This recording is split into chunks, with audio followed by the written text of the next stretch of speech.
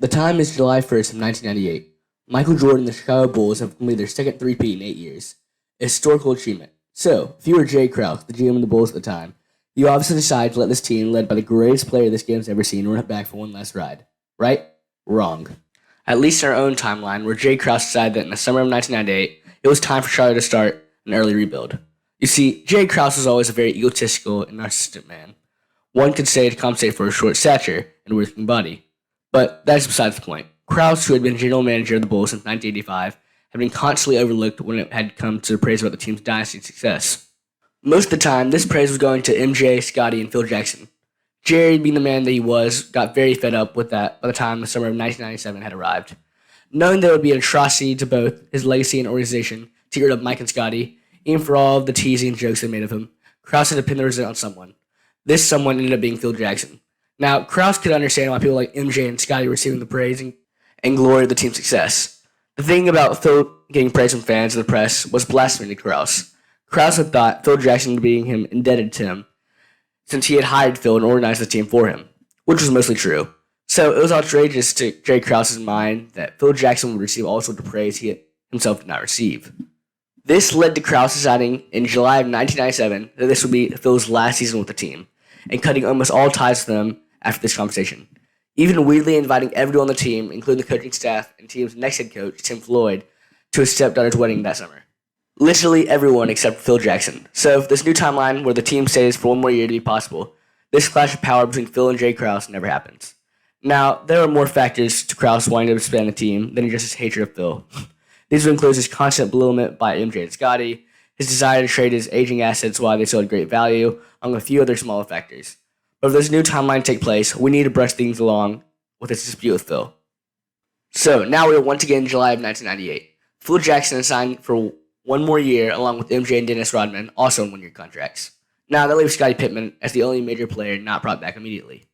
This is because Scottie had been fed up with the team for a couple years now because of his contract. Scottie had signed a 6-year rookie contract when he was drafted in 1985, which is already 2 years longer than rookie contracts that last now. This to Scottie had been a great thing at the start because he had grown up with 11 siblings in a small rural town in Arkansas, along with having both his father and one of his brothers being disabled. This led to him knowing he would need to be financially set to be able to support his family. So when the Bulls offered him a new 5-year, $18 million deal in the summer of 1991, on top of his current 2 years he had left on his rookie contract, Scottie was very happy with this deal because it not only gave him financial security for the foreseeable future, this deal also made him the 16th highest player in the league, even though he wasn't an all-star that year. The problems with this contract came a few years later when it became obvious he was one of the best players in the league, stuck on a bad contract for the next 5 years. Naturally, he tried to get the front office to rearrange his contract to fit his talent level, but they obviously said no. Why would they change a deal that was great for them? It gave them room to keep building around him and MJ, and it wasn't like he had any leverage remaining in trade either because of how many years he had left on his contract. By the time the summer of 1998 rolled by, he was only paid as the 6th best player on the team, with him making about $2.7 million a year on his contract compared to MJ's $33 million. Scottie's contract looked like a joke, even though Scottie's legacy had already been cemented as the top 50 player of all time, after being the second best player on 6 championship teams. But finally, his contract was up. So that meant it was time for him to be paid. So in our timeline, Scottie ended up signing a 5-year, $67 million deal to join the Houston Rockets with Charles Barkley and Hakeem Olajuwon, making a big 3. So the final step in our new timeline, where the Bulls come back for one last ride, is that Jay Krause has to pay Scottie big time for him to think about coming back for one more year. After all, the resentment Scottie had towards the front office at this point, they would need to overpay him big this time. This would probably be in the range of around $13 to $15 million on a 1-year contract to stay with the team. Keep in mind, that's a lot of money in 1999. So now that the crew is back together, we can start talking about what could have happened. Starting off, this season was a lockout season. For those of you who are unaware what a lockout season is, it's when it takes place when the league and the Players Association get into a pay/rights dispute at the end of the current deal. So because of this, the season was cut down to only 50 games, starting on February 5th. This would already put Chicago in a great position for multiple reasons. Number one, being that this was an aging Bulls team. MJ was already 34, Scottie was 32, Rodman was well out of his prime at this point, and guys like Steve Kerr, Ron Harper, and Bill Whittington, who had all been a big part of the last three-peat, were well into their 30s. So age was definitely going to be a factor on this team. Having an 8th-month break after the long previous season could only help this aging Bulls team. The second reason that a long break between seasons helping the Bulls' odds of winning a championship is because in our timeline there was a major power void in the league when the 98 Bulls team had been disbanded.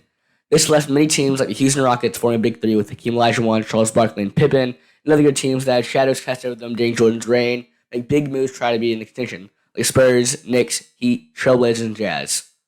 In this new timeline, this obviously never happens, so the playing field stays similar to the one from 98.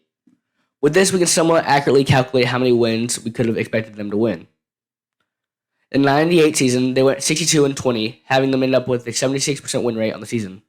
Now, with these players having aged another year, putting some key players out of their prime, I'm going to say they would have realistically won around 57 out of their 87 games of the regular season. This translates to around a 70% win rate, and them winning about 35 games out of 50. This would once again put them in the first seed in the East in front of the Heat and Magic.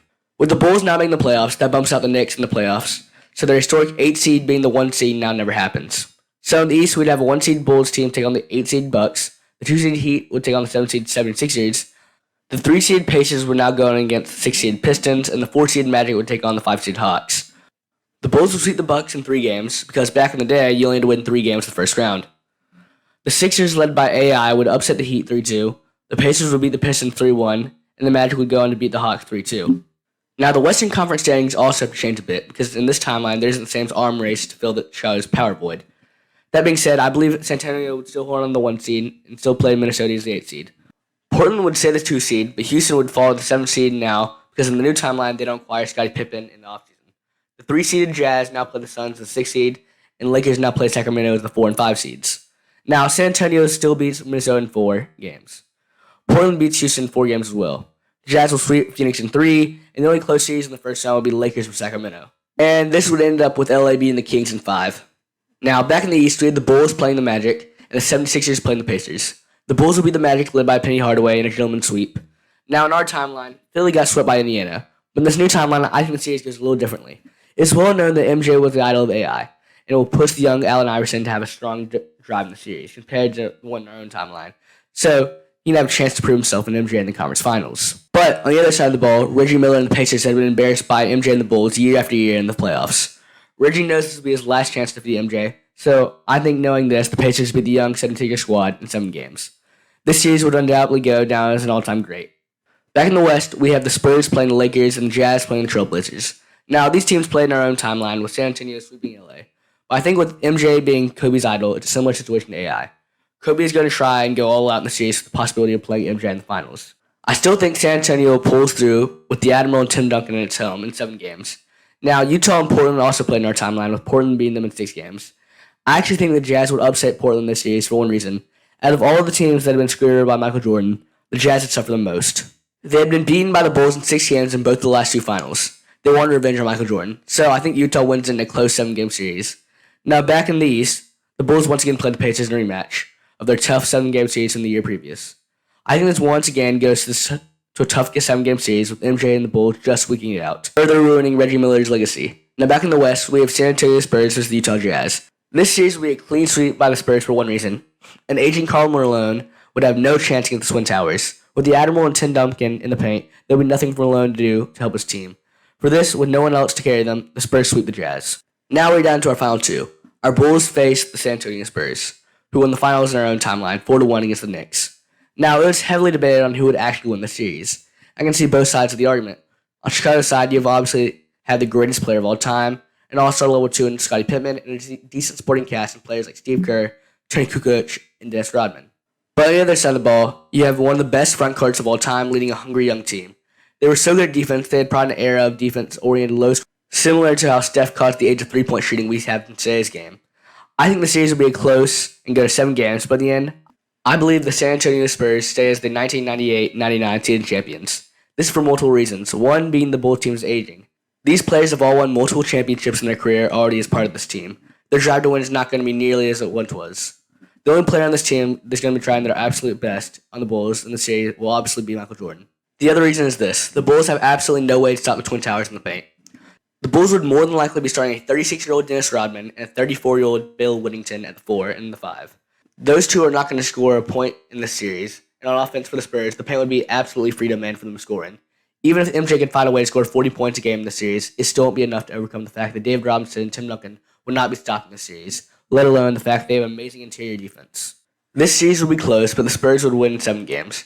Now, for other changes, the Bulls' dynasty staying for one last year would more likely MJ would never come back out of retirement for a second time in 2003, like he does in our timeline. Besides that, what other things might have changed, and who do you think would have won this alternate timeline? And comment down below